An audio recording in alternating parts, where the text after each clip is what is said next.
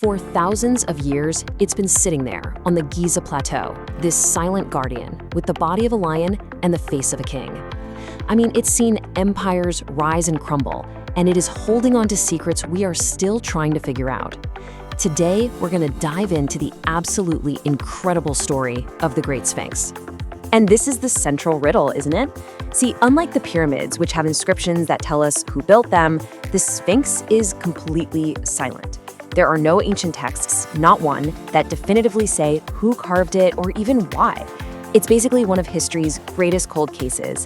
And today, we're going to look at the clues together. First off, let's just take a moment to appreciate the sheer scale of this thing.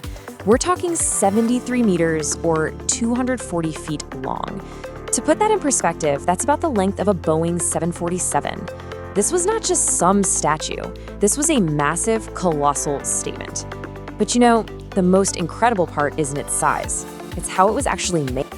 And right here, this is where the story gets truly astounding. Because you see, the Sphinx wasn't built at all. It was uncovered. It was carved directly out of a single massive piece of rock. Think about the pyramids sitting right behind it. They're these incredible wonders of logistics, right? Built by hauling and stacking millions of individual blocks. Well, the Sphinx is the complete opposite. It's a masterpiece of subtraction.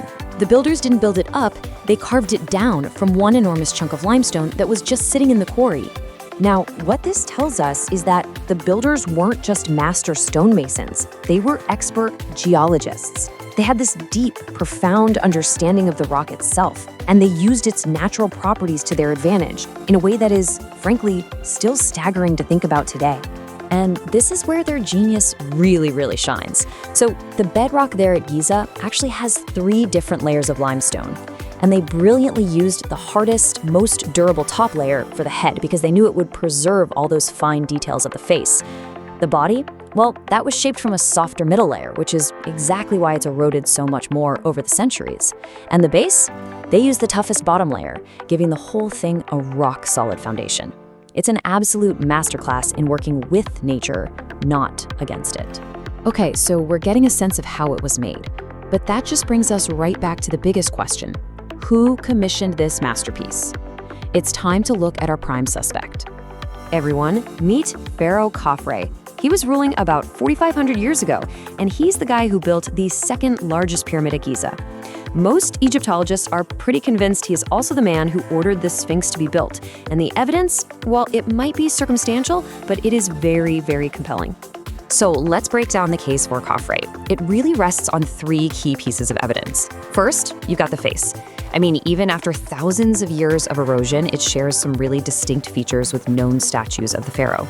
Second, its location is just no accident. It sits like a sentinel right along the causeway that leads to Khafre's pyramid. And third, and this is really cool, there's a solar connection. On the spring and autumn equinoxes, the setting sun aligns perfectly over the Sphinx's shoulder with Khafre's pyramid. Could that really be a coincidence? It seems highly unlikely. But the Sphinx's story didn't just end the day its carving was finished. Oh no, it's had a long, dramatic life, playing totally different roles for different generations, as its whole meaning changed with the shifting sands of time. You know, it's kind of hard to imagine, but for a huge part of its 4,500-year history, the Sphinx was buried up to its neck in sand, pretty much forgotten. This timeline just hits a few key moments. Its creation as this divine guardian, a major restoration by a later pharaoh who saw it in a dream, deliberate damage in an act of iconoclasm, and then finally, its modern reemergence as a global icon. This quote comes from just a fascinating story. About 1,000 years after the Sphinx was built, a young prince named Thutmose IV fell asleep in its shadow. The Sphinx, who apparently identified itself as the sun god, spoke to him in a dream and made him this very promise. Now, Thutmose wasn't even first in line for the throne, but he did what the dream said. He excavated the Sphinx, and sure enough, he became pharaoh. A brilliant piece of political propaganda, if you ask me. All right, now for one of history's most persistent myths, the missing nose. I'm sure you've heard the story that Napoleon's troops used the Sphinx for cannon practice. It's a great tale, but it's completely false. We have detailed drawings from decades before Napoleon even set foot in Egypt, and they all clearly show the nose was already gone. So who was the real culprit? Well, the leading theory points to a 14th century cleric.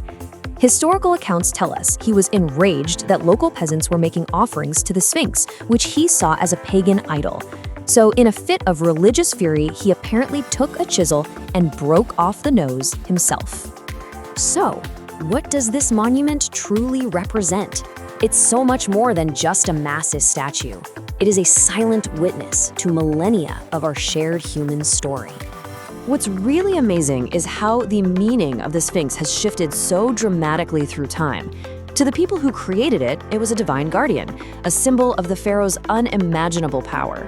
To some medieval zealots, it was a hated pagan idol that needed to be defaced.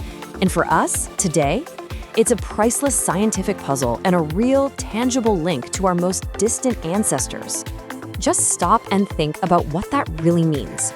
It stood here before the Roman Empire was even a thought, before the great philosophers of ancient Greece, before almost every single civilization we study in school. It has been a constant, silent presence through the endless ebb and flow of human history. The Sphinx is a riddle, literally carved in stone. And while we've explored some of the answers today, maybe its greatest mystery is the one that's still ahead. What's it going to mean to the people who stand where we stand, but 1,000 years from now? What secrets will they have unlocked, and what stories will it tell them?